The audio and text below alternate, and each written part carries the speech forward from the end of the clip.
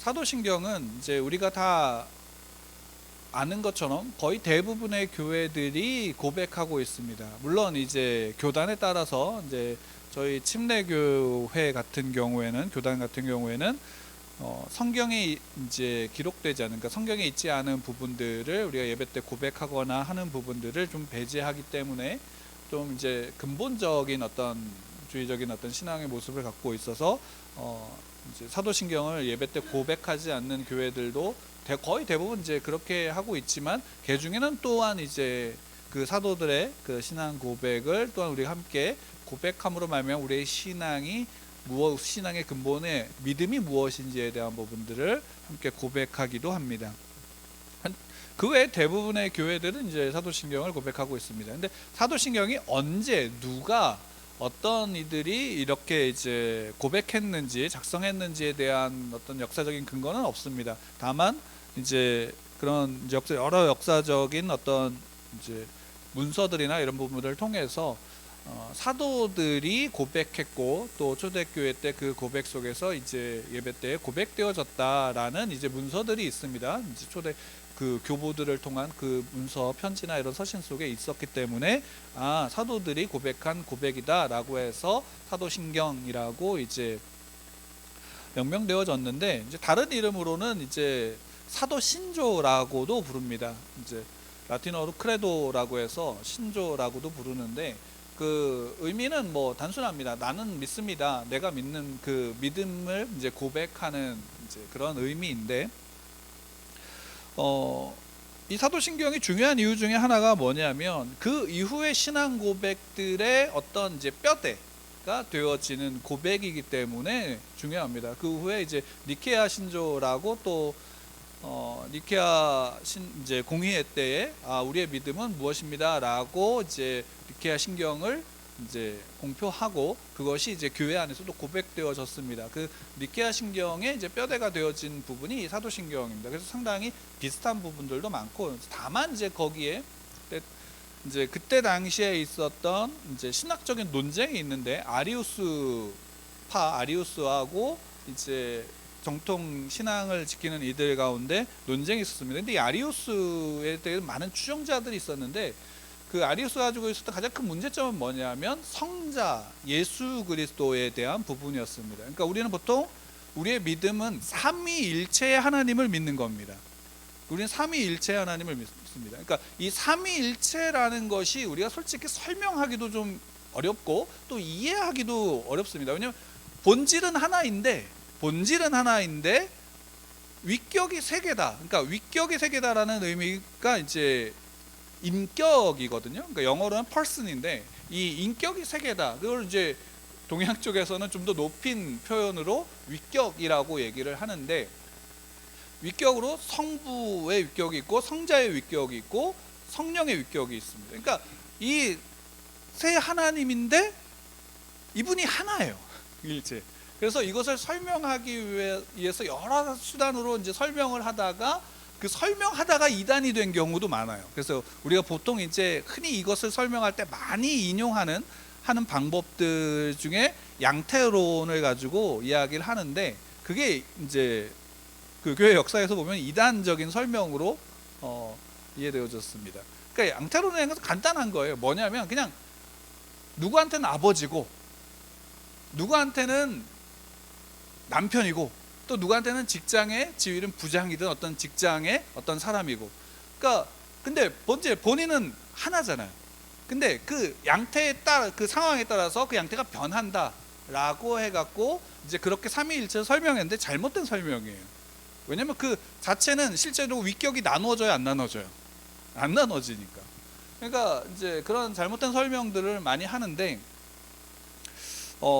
그래갖고 이제 이걸 어떻게 설명해야 되는가라고 하면 실제로 많은 목사님들도 힘들어하는 부분, 또 신학적으로는 좀 이제 그것을 설명한 부분들을 좀 들으면 저게 무슨 말이야? 라고도 하는 경우도 생깁니다. 그냥 단순하게 그렇기 때문에 어떤 면으로는 우리가 하나님을 믿는다, 우리의 신앙에 있어서 하나님을 믿는다라는 것은 내가 이해를 해서 믿는 영역도 있지만 내가 이해를 하지 못하지만 그냥 그대로 받아들이는 영역도 있는 겁니다. 그러니까 삼위일체 하나님에 대해서는 우리는 분명히 받아들일 필요가 있는 겁니다. 왜냐하면 성경에서 그것이 기록되어져 있는데, 이 아리우스는 거기에서 어떤 부분이 있냐면 삼위일체 하나님을 나눴어요. 단계별로. 그러니까 소위 말한다면 이제 그 그리스 로마 신화에서 보면 제일 상위 신이 누군가요? 최고의 신 제우스죠.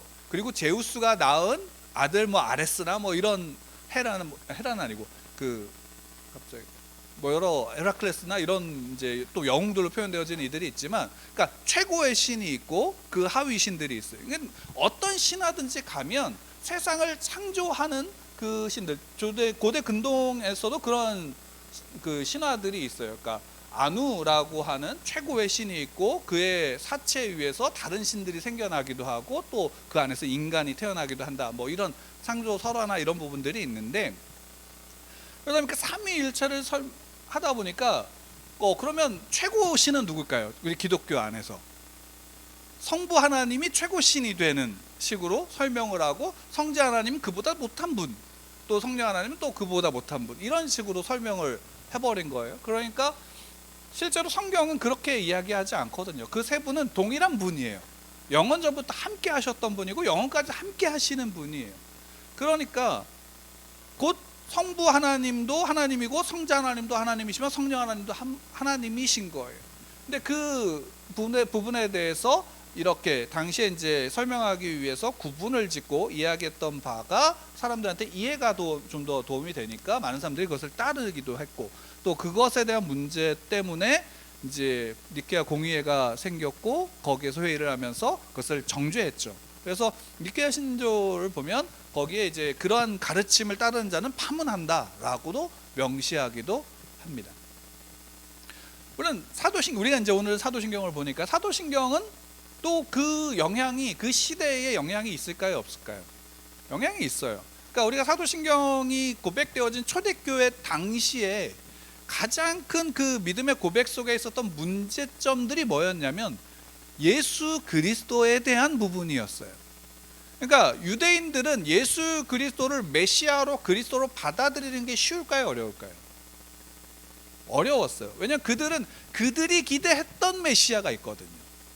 그러니까 오랜 시간 동안 그들이 생각하고 기대했던 그 메시아 그리스도가 있는데, 그 모습으로 오신 예수는 그것과 전혀 닮은 모습이 없는 거예요. 그러니까 이사야 선지자가 예언했던 그 말씀대로 그는 흠모할 만한 어떤 모습도 없다라고 분명히 예언되어졌음에도 불구하고 예수님이 그 모습으로 왔을 때, 실제로 그 모습으로 왔을 때는 누구도 그것을 받아들일 수가 없었던 거죠. 그래서 실제로 초기 기독교는 전에도 말씀드렸지만 그 유대교의 한 아류, 그러니까 한 분파라든가 아류, 또는 더 나아가서는 유대교의 입장에서는 뭐냐면 이단의 입장에 있었어요. 왜냐하면 당시엔 소수였으니까. 그런 상황 가운데서 당연히 가장 많은 문제들이 제시되어지는 부분은 바로 성자에 관련된 내용이었기 때문에 사도신경에 보면 그 성자에 대한 내용들이 굉장히 많습니다.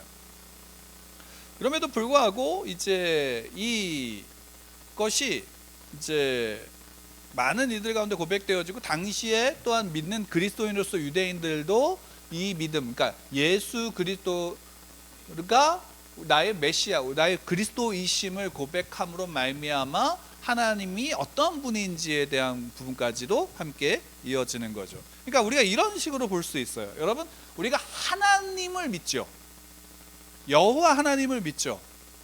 근데 여호와 하나님을 믿는 신앙이 이 세계 속에, 이 오늘날 우리가 살고 있는 이 시대 속에 있나요, 없나요? 여호와 하나님을 믿는 신앙을 가진 종교가 있나요, 없나요? 이 시대 속에. 그러니까 우리가 이렇게 생각하시면 돼요. 내가 여호와 하나님만을 믿는다라고 고백한다면 이 시대 속에서도 여호와 하나님을 믿는 종교가 있어요. 그게 어디에 대표적으로 말한다면 바로 유대교죠. 유대교도 성경의 구약에 있는 그 메시아를 아직도 기다리고 대망하고 있고, 또한 그 유대교 안에서도 그 구약의 하나님을 믿어요. 또 하나가 있어요. 좀 다르지만 모슬림들이에요. 모슬림이 말하는 알라는, 그러니까 자기들의 조상이 누구라고 생각하냐면 그들도 아브라함이라고 생각을 해요. 자기들도 아브라함의 후손이라고 생각한단 말이에요. 그리고 그 이제 어떤 믿음의 고백 속에서 그 하나님에 대한 정의들이 좀 다르지만, 근데 어쨌든 그 성경에 있는 부분, 그 역사 속에서 일정 부분을 받아들이고 따라오고 있는 그 영역이 있어요. 그래서 모르는 사람들은 알라나 여호와나 기독교의 하나님이나 다 똑같은 분 아니냐라고 이제 이야기를 하기도 해요. 굉장히 이제 엄밀히 말하면 무식한 말이죠. 근데 실제로 그러면 우리 기독교와 그들과 다른 이유가 뭘까요? 다른 종교, 그러니까 적어도 유대교와 적어도 모슬림과 다른 부분이 뭘까요? 그렇죠. 예수 그리스도예요. 우리는 단지 성부 하나님만 믿는다가 아니라 우리는 아까도 말씀드렸다시피 삼위일체의 하나님을 믿는 거예요. 삼위일체의 하나님. 그러니까 성부 하나님을 믿고 성자 예수 그리스도를 믿고 성령 하나님을 믿는 거예요. 이 삼위일체의 하나님을 우리의 믿음 안에서 고백하는 거예요. 그래서 실제로 사도신경을 전체 전문을 보게 되어지면 사도신경 전문 속에서 분명히 처음의 시작은 누구로부터 나오냐면 하나님 아버지가 누구인지에 대해서 시작하고, 또 그 안에서 함께 나오는 게 예수 그리스도를 믿는다라고 고백하며, 또한 마지막에 보면 그 나는 성령을 믿는다라고, 성령 하나님을 믿는다라고 고백하고 있어요. 그리고 그 과정 속에서 예수 그리스도가 어떻게 오셨고 어떤 일을 행하셨는지, 성령 하나님이 그 안에서 어떤 역사, 어떤 일을 행하셨는지에 대한 부분들도 함께 나오고 있고, 그 부분들을 우리는 전체를 다 어떻게 한다? 믿는다라는 사실이에요. 그러니까 지금 사도신경은 바로 그 고백 가운데, 그 믿음 가운데서 고백하고 있는 거예요. 그러니까 사도신경이 그러면 무엇을 근거로 이렇게 고백되어질 수 있을까요? 그렇죠. 성경이죠. 성경 신구약 전체에 대한 내용 속에서 이것이 고백되어지는 거예요. 실제로. 그러니까 그래서 역사적으로 있었던 모든 신앙 고백서들, 뭐 우리가 대표적으로 알고 있는 잘 아는 웨스터민터 신앙 고백, 뭐 소유리 문답으로 가장 잘 알지만 그때의 웨스터민터에서 모여서 회의를 하면서 그 신앙 고백을 작성했어요. 또 이제 여러분들 뭐 생소하실지 모르지만 하이델베르그 신앙 고백도 있고요. 그러니까 여러 신앙 고백들, 우리가 알지 못하는 여러 신앙 고백들이 있고, 저희 침례교회 같은 경우에는 런던 신앙 고백서라는 것이 있어요. 그러니까 그런 여러 신앙 고백들도 결국에는 다 우리가 그 시대에 우리 마음대로 무엇을 작성해서 한 것이 아니라 그 이전에 있었던 신앙 고백들이 쌓여져 왔고, 그와 함께 무엇이 가장 중요하냐면 성경에서 무엇을 우리에게 알려주고 있는가, 어떻게 쓰여져 있는가가 가장 중요한, 그래서 그것을 가장 함축적으로 고백할 수 있는 부분이, 그래서 그 당시에 신앙 고백서들이 그것을 함축하고 있는 거죠.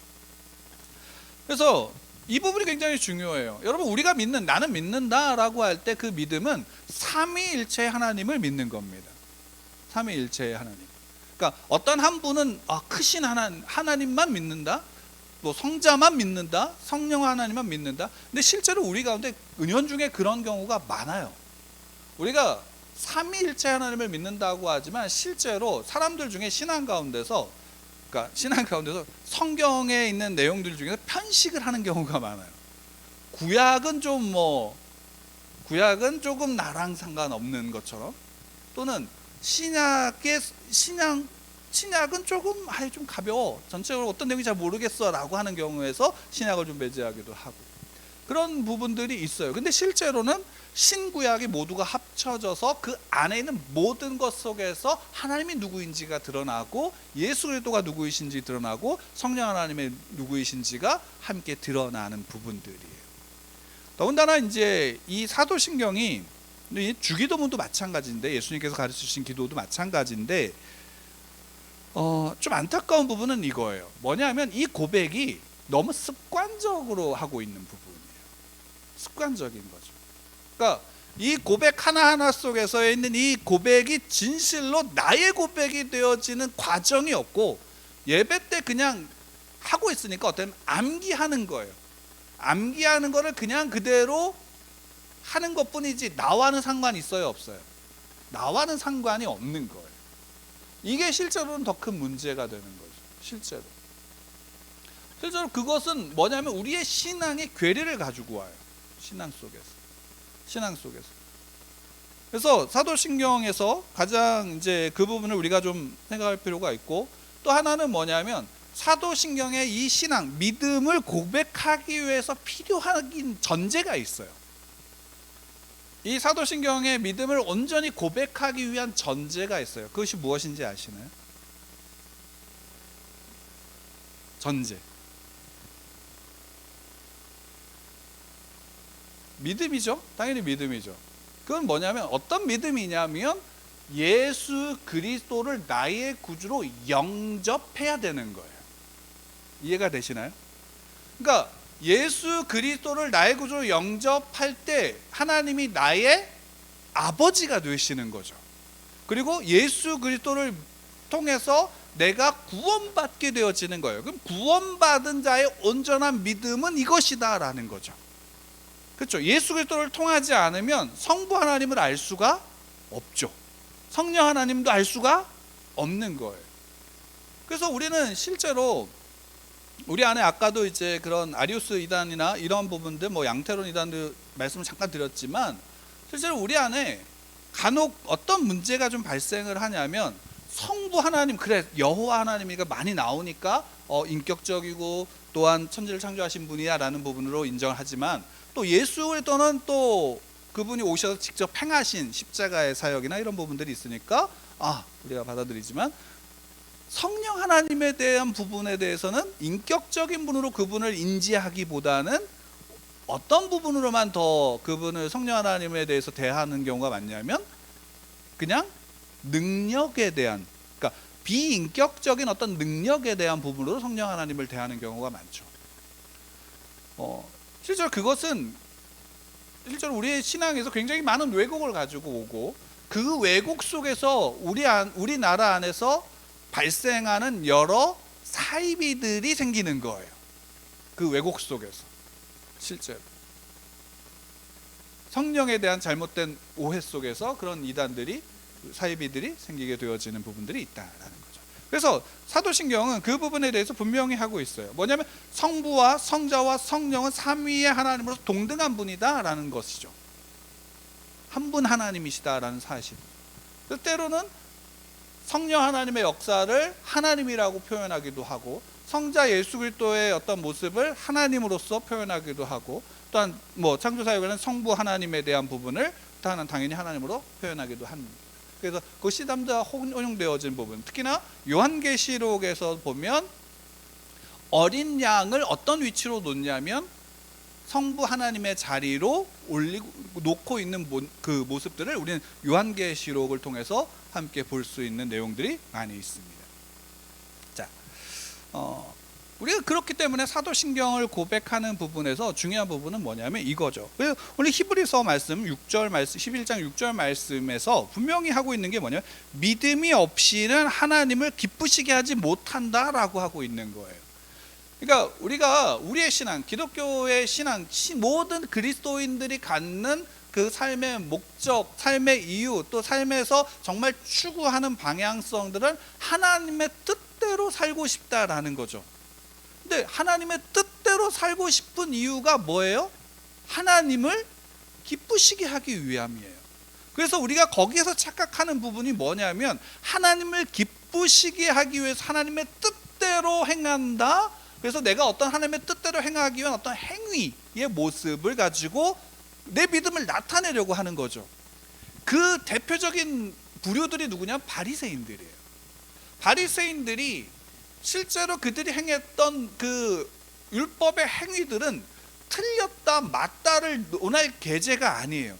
그들이 행한 모습들은 어떻게 본다면 우리가 행해야 될 신앙의 모습들과 닮아 있어요. 근데 왜 예수님은 그들에 대해서 너희들은 독사의 자식들이다 라고 말씀하셨을까요?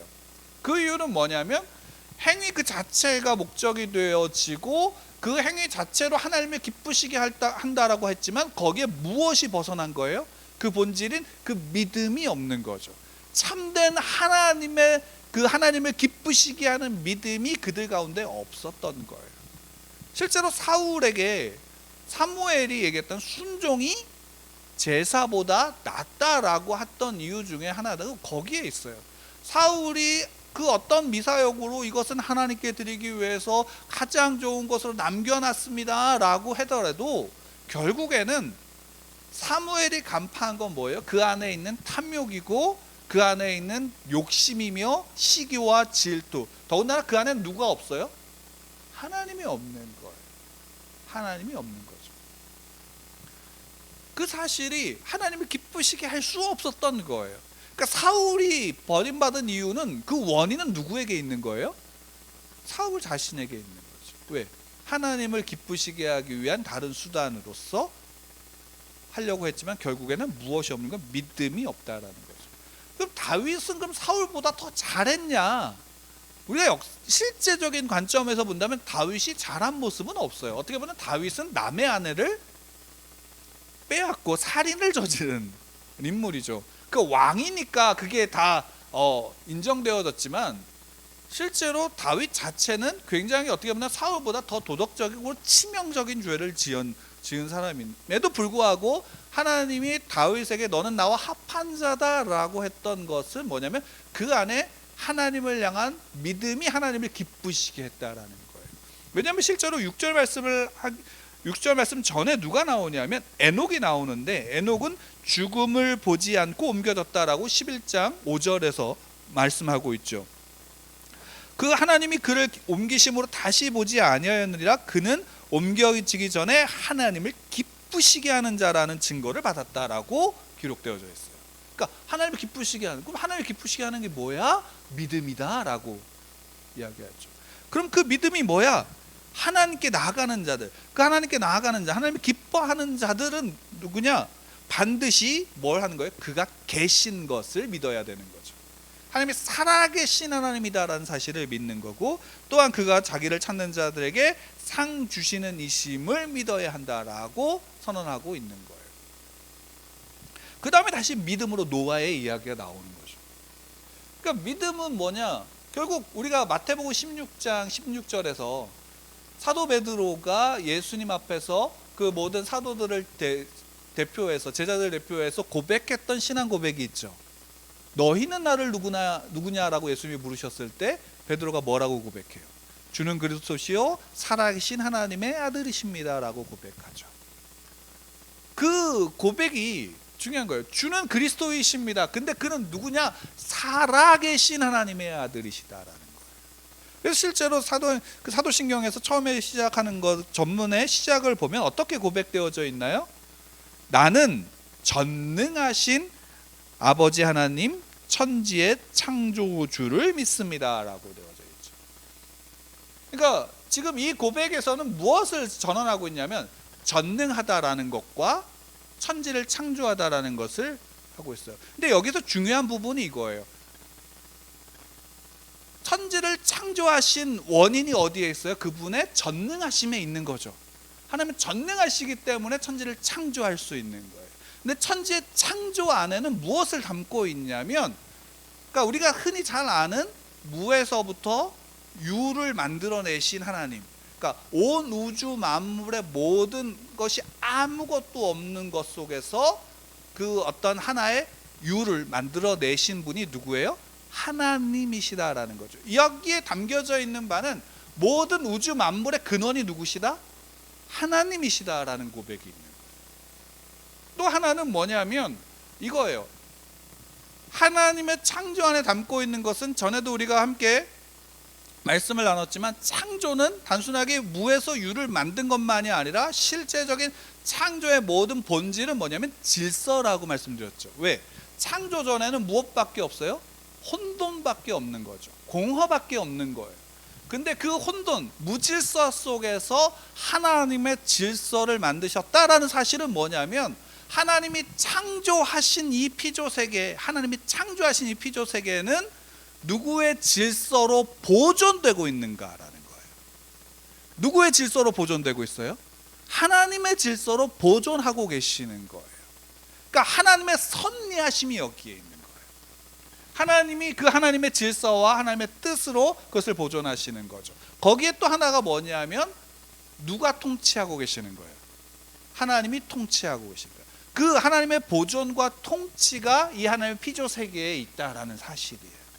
이게 창조 안에 담겨져 있는 거예요. 그러니까 창조했으니까 만들었다라는 것으로 끝난다면 그것은 단순하게 그 이신론자들이 주장하는 것처럼 하나님은 어떤 절대자는 만들고 만든 다음에 이 세계에 관여하지 않아, 비인격적인 존재로서 그냥 관여하지 않고 그냥 지켜만 보고 있는 거야 라는 주장과 같은 거예요. 근데 실제로 성경에서는 하나님이 그런 분이라고 우리에게 알려주고 있지 않지요. 하나님이 실제로 그 속에서 그 하나님의 질서를 어떻게 해요? 보존하고 계시고 그 보존 속에서 하나님의 통치하고 계시는 거예요. 당연히 그러면 그 통치는, 그 하나님의 보존은 어디로 향할까요? 하나님의 목적을 향해 나가는 거예요. 하나님의 뜻하신 그 목적을 향해서. 그거를 우리가 뭐라고 표현하냐면 하나님의 경륜이라고 얘기를 하는 거예요. 하나님의 경륜. 그러니까 하나님이 그 섭리 속에서 하나님의 뜻하신 바의 목적을 향해 나아가는 그 모든 과정들이 그 하나님의 창조 안에 있는 거죠. 창조하셨다라는 것. 그러니까 그것을 믿는다라는 것은 그럼 이런 거예요. 여러분 하나님을 믿으십니까? 살아계신 하나님을 믿으십니까? 살아계신다라는 사실은 지금도 역사하고 계신다라는 의미죠. 그러면 그 하나님의 통치가 지금도 있나요? 하나님의 그 보존하심이 지금도 있나요? 그리고 하나님의 그 보존하심 속에서 그 질서가 하나님의 목적하신 바로 흘러가고 있다는 사실을 믿는 건가요? 우리의 믿음은 거기에 있는 거예요. 그 하나님은 삼위의 하나님이시고 그 하나님의 그 성부, 그 중에 성부 하나님 아버지 하나님이 또한 그 안에서 어떤 분이신지를 좀 더 구체적으로 우리에게 보여주고 계시는 거예요. 그리고 요한복음에서 사도 요한이 우리에게 알려주고 있는 거는 뭐예요? 태초에 이 창조를 누가 하셨어요? 성자께서 하셨다라고 요한복음 1장에서 우리에게 알려주고 있는 거예요. 그러니까 창조하시는 그 순간에 누구도 계신 거예요? 성자도 계셨다라는 사실이죠. 성자. 그러니까 그 모든 순간에 그 세 분이 함께 하지 않으셨던 적이 없었던 거예요. 그리고 그분은 한 분, 우리가 얘기하는 한 분 하나님으로서의 하나님이시고 또한 각자의 또한 격을 가지신 분으로서의 하나님이시다라는 부분이에요. 그러니까 적어도 하나님, 삼위의 하나님, 삼위일체 하나님, 그리고 또 하나, 그 하나님이 천지를 창조하셨어? 그래, 전능하신 하나님이야. 전능하시기 때문에 창조하셨고 질서를 세우셨고 그것을 보존하시며 그 하나님의 목적으로 이끌어 가신다라는 거죠. 그럼 그 과정 속에서 하나님의 목적으로 이끌어 가신 하나님의 이끌어 가심은 선하실까요? 악하실까요? 선하시죠. 그래서 하나님은 선하시다라는 거예요. 그러면 지금은 우리가 지금의 시대 속에서도 하나님이 그 보존 가운데 역사하신다면, 그 하나님의 목적으로 이끌어 가신다면, 그러면 이 과정 속에 있는 이 피조 세계에 있는 모든 존재들은 그 하나님의 꼭두각시인가요? 성경은 그것을 이야기하지 않죠. 성경은 그 부분에 대해서 분명하게 얘기하는 것은 뭐냐면 우리의 자유의지와 함께 하나님은 어떻게 하냐면 협력하여 그것을 이루어 가시는 거예요. 우리가 가지고 있는 의지를 강제로 꺾는 것이 아니라 우리가 가지고 있는 모든 것 속에서 그것을 협력하여 이루어 가시는 거예요. 이것은 믿는 자나 믿지 않는 자나 모든 자연의 법칙에 있는 이 세계에 있는 모든 존재들 속에서 마찬가지예요. 그 안에서 우리는 신자들은 뭘 믿는 거냐면 그 하나님의 역사가 온전한 하나님의 뜻 가운데 있다라는 사실을 믿기 때문에, 비록 초대교회 당시에 내가 나를 핍박하는 자들이 나에게 죽음의 위협을 가한다 할지라도 그 속에서 어떻게 할 수 있어요? 나는 죽는 것이 두렵지 않아 라고 말하면서 그 자리에서 나아갈 수 있었던 거예요. 그러니까 그 믿음을 지킬 수 있었다라는 거죠. 순교자의 믿음이라는 것은 다른 게 아니에요. 내가 어떤 상황 속에서도 그 믿음의 고백을 그대로 지키는 것. 그것이 순교자의 믿음이에요. 그러면 왜 그럴 수 있는가? 우리에겐 죽음이 끝이 아니기 때문인 거죠. 죽음이 끝이 아니기 때문인 거죠. 물론 예를 들면 배교를 저지른 자들도 있어요, 없어요? 그런 상황에서 있죠. 그럼 배교를 저지른 자들은 다 죄인이니까 다 지옥 가는가? 라고 우리가 또 판단할 수 있나요, 없나요? 없어요. 그 속에서 어떻게 하냐면 그들이 다시금 회개하고 온전히 자신의 죄를 인정하고 돌이키는 이들이 분명히 배교자들 속에서도 있어 왔어요. 역사적으로 본다면 우리는 그 부분에 대해서는 온전히 그 모든 결과를 누구에게 맡기는 거예요? 하나님께 맡기는 거죠. 하나님께 맡기는 거예요. 그 과정 속에서 우리는 어떤 일을 행하는가? 하나님을 사랑한다면 내 이웃을 내 몸과 같이 어떻게 해야 돼요? 사랑하는 거예요. 사랑하는 거죠. 그것이 우리의 믿음이 가지고 있는 믿음의 모습의 본질이죠. 하나님이 어떤 분인가? 나는 믿는다라고 할 때 무엇을 믿는가라고 말할 수 있나요? 하나님의 창조가 어떤 의미인지를 우리는 분명히 알고 있어야 돼요. 우리의 신앙은 그래서 우리의 기독교에 가지고 있는 기독교의 신앙은 나는 믿는다라고 말하는 것으로 끝나는 신앙이 아니에요. 나는 믿는다라는 그 고백 속에서는 그 고백을 어디로 이어져야 되냐면 하나님의 말씀 속에서 그 하나님이 어떤 분인지에 대해서 우리는 배워나가야 돼요. 그것을 온전히 다 우리가 보면 아는 것이 아니니까 어떻게 하냐면 하나님이 그 수천 년의 시간 동안 흘러왔던 역사 속에서 이 성경을 풀어냈던 우리의 믿음의 선배들이 있어요. 그 사도신경도 그 한 가정에 있는 하나의 고백이죠. 그 고백 속에서 우리의 믿음은 이것이구나라는 부분을 그것과 성경을 같이 지금 보면서 이 고백의 바른 고백은 이런 의미 속에서 우리는 이렇게 고백해야 되는구나라는 것을 알아가야 되는 거예요. 그러니까 여러분 기독교의 신앙은 굉장히 하나님과의 그 관계 속에서 재미있는 신앙이에요. 그래서 사도신경에서도 무엇을 하냐면 우리의 관계가 어떤 관계에 있는지를 알려주는 거예요. 아버지로 우리가 부를 수 있는, 그리고 하나님 또한 우리를 그 택한 자녀들을 자녀로 부르고 계시는 그 관계 속에 단지 전능하신 천지의 창조주요 섭리하시는 분이시요 그 경륜의 목적을 이루시는 분이시요 라는 것으로만 끝나면 나하고는 관계가 없죠. 그냥 믿는다라고만 말하는 거지만 그 관계가 실제적으로는 어떤 관계로냐면 예수 그리스도로 말미암아 아버지가 되시는 거예요. 이 아버지가 되시는 거죠. 실제로 여러분들 부모와 자녀의 관계를 보면 상당히 재미있다라는 사실을 아시나요? 부모와 자녀의 관계를 보면 처음에 자녀들은 굉장히 감정적이죠. 아빠가 엄마가 저거 어떤 분인가 라고 했을 때 아이들의 가장 갓난 아이들의 첫 번째 부모에 대한 인식은 뭐예요? 밥 주는 사람이죠. 밥 주는 사람이에요. 그리고 점점 자라면서 조금 이제 관계가 형성이 되지만 실제로 어려서 부모로부터 헤어진 아이들은 새롭게 그때 만난 누군가를 자기 부모처럼 관계할 수 있어요, 없어요?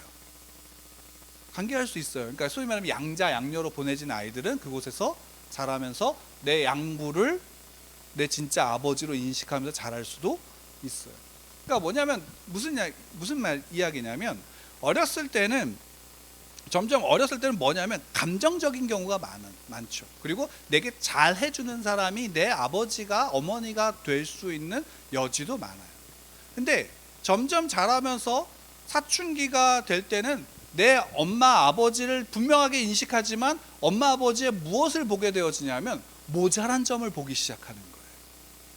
그러면 그 부모에 대해서 어떻게 대하냐면 반항하는 경우가 있죠.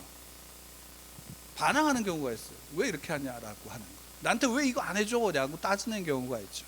근데 또 시간이 지나면서 자라면서 어느 정도 또한 어른이 되어진 시점에서는 무엇을 이해하냐면 나도 자녀를 낳고 그 자녀의 관계 속에서 있으면서 내 부모님이 어떤 분인지를 분명히 알게 되어지는 거예요. 그분들이 그때 행했던 그 모습들의 이유를 알게 되고 이해하게 되어지는 과정 속에서 참된 부모와 자녀의 관계가 어떻게 되냐면 그 자라온 기간 동안 학습되어지고 감정이 쌓이고 했던 모든 것들을 통해서 분명히 알게 되어지는 거죠. 이해되어지는 관계 가운데 나가게 돼요. 그렇다고 해서 자녀들은 부모를 온전히 이해할 수 있나요? 이해할 수 없죠. 내가 부모님을 보내고 난 다음에 자녀들과만 남았을 때에 그때에서야 그때 그 부분들을 왜 그렇게 했는지를 이해하지만 나도 똑같이 하지 않기 위해서 노력하거나 또는 똑같아지거나 하는 모습들이 우리 안에 있게 되어지는 거예요. 실제로 기독교의 신앙, 우리가 성경에서 우리에게 알려주고 있는 신앙이 그와 같아요. 우리가 처음 하나님과의 관계 속에서 분명히 하나님에 대한 믿음이 어떤 쪽으로 좀 많이 치우치냐면 사람마다는 좀 다르지만 감정으로 좀 많이 치우치는 경우가 많죠. 왜? 감정으로 그 하나님을 믿고 그 감정으로 건드려진 부분을 통해서 하나님을 고백하지만 실제로 그 감정이 그것으로만 있는다면, 그것으로 멈춰 있는다면 온전한 믿음 가운데 자랄 수가 없게 되어지기 때문에 하나님은 늘 성경에서 특히나 구약에서 뭘 이야기하냐면 주의 말씀을, 주의 율법을 주야로 묵상하여 어떻게 하냐면 묵상하는 과정을 통해서 다 지켜 행하라는 거예요. 그러니까 우리가 주의 말씀 십계명이라는 것을 그냥 지키는 것으로만 끝난다면 그 행위는 중요하지 않아요.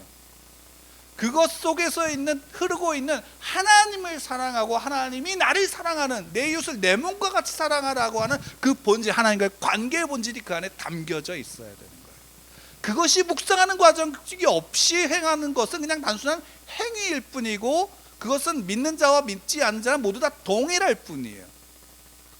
그것은 의미가 없어요. 성경에서 분명히 우리에게 그것은 의미가 없다라고 말하는 것이 바리새인들의 모습을 통해서 분명히 예수님께서 우리에게 보여주고 있는 거예요.